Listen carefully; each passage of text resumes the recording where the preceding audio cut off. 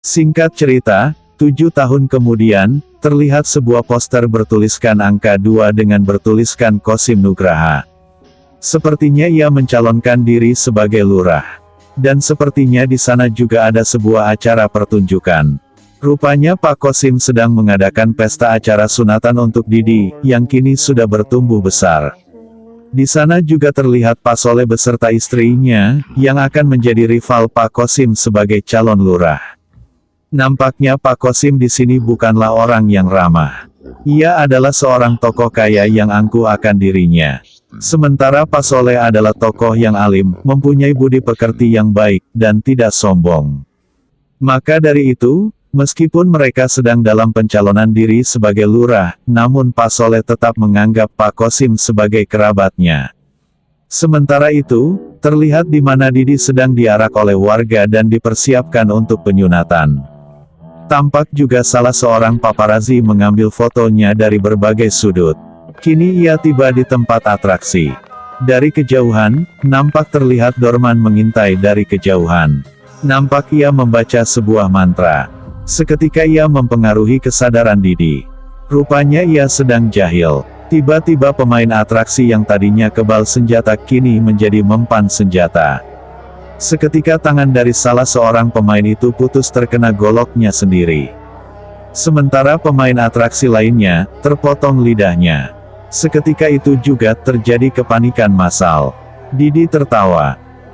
Dorman juga ikut tertawa. Adegan pun berganti di mana diperlihatkan Didi sekarang duduk di atas kursi di depan para tamu, bersiap untuk dipotong. Singkatnya, pisau yang biasa digunakan untuk penyunatan, kini menjadi bengkok ketika dipakai untuk menyunat Didi. Para hadirin pun tertegun. Keanehan terjadi ketika suara azan berkumandang, Didi segera menutupi telinganya karena kepanasan.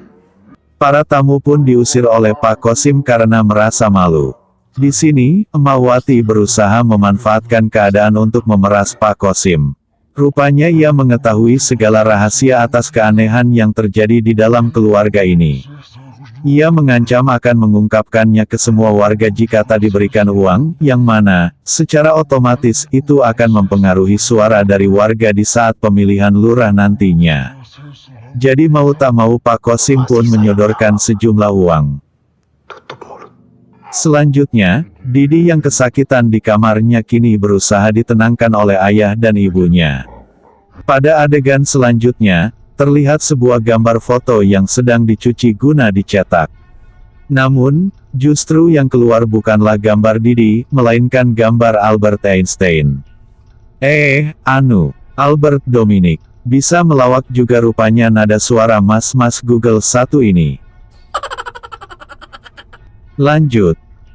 Ia pun kaget bukan main sampai terpental ke belakang hingga terduduk di atas sebuah sofa.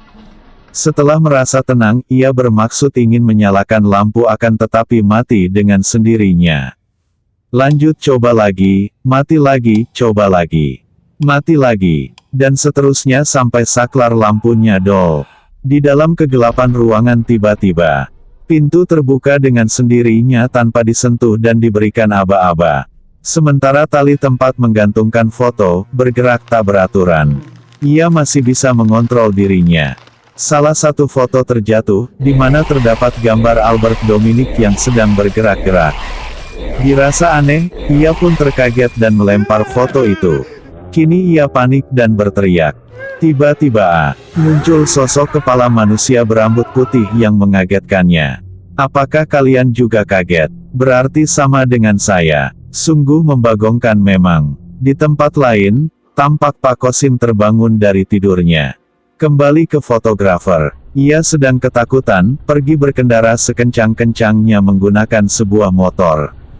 Tiba-tiba lagi. Semoga sahabat semua tidak ada yang kaget. Kembali lagi ke Pak Kosim. Di sini rupanya ia mendatangi kamar Didi, dan mendapati bahwa Didi sedang tidak berada di dalam kamarnya. Karena merasa tak tenang, ia mencoba keluar kamar untuk mencari putranya itu. Namun tiba-tiba saja anaknya memanggil dari dalam kamar. Lalu Pak Kosim segera mendekatinya guna mengecek keadaan anaknya. Di kaki anaknya, ia mendapati jejak lumpur, namun ia tak merasa aneh dan tak menaruh rasa curiga sama sekali. Adegan berikutnya, Didi sedang berjalan untuk menyeberangi sungai bersama dengan 3 anak laki-laki lainnya mengenakan seragam sekolah. Mereka menghina Didi sebagai anak setan karena tidak bisa disunat. Saat ia sedang dibuli, datanglah Rani yang mencoba melerai mereka dan memukul salah satunya menggunakan sebuah tongkat. Akhirnya mereka bertiga pun kabur. Di saat Didi dan Rani sedang asik berbincang, datang salah seorang pembuli yang sebut saja Ahmad, yang melemparkan ular ke arah mereka. Ia mendorong Rani ke sungai dan seketika itu, ia langsung kabur. Didi pun panik dan berusaha menolong Rani untuk menariknya dari dalam air. Mereka berdua pun nampak basah kuyup. Di tempat lain terlihat Dorman yang sedang marah karena beberapa tempat ritual pesugihan telah ditutup oleh kepala desa beserta perangkatnya. Sehingga, menyulitkan Dorman untuk melancarkan berbagai kegiatan terlarangnya. Kembali ke Rani dan Didi di mana sekarang mereka berdua sudah sampai di rumah Rani tinggal.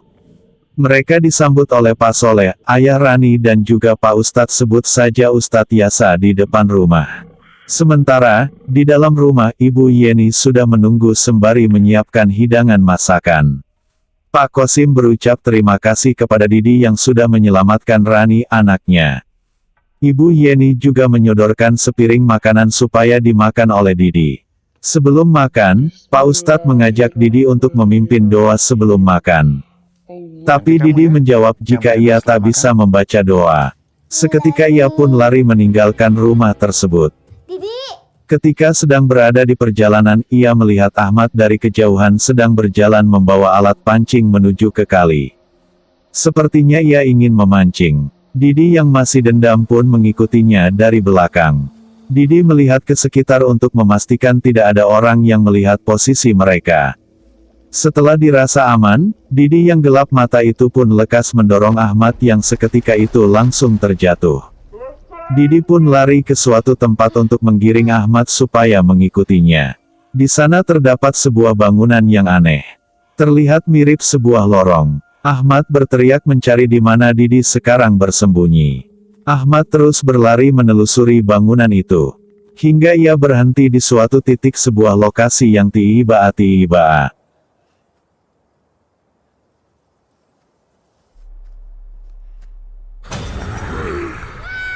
Ahmad pun langsung berlari sambil ketakutan dengan mengambil jurus langkah kaki 1000.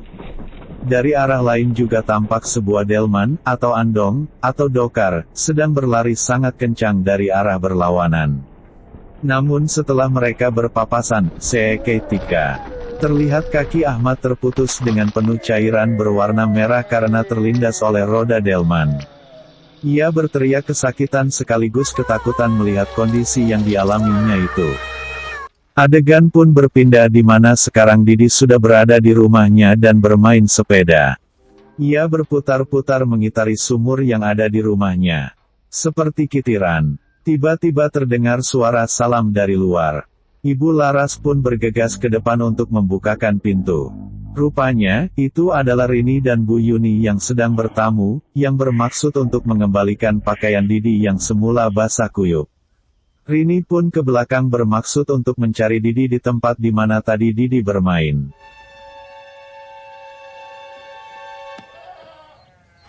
Didi jangan kenceng-kenceng Didi. Didi.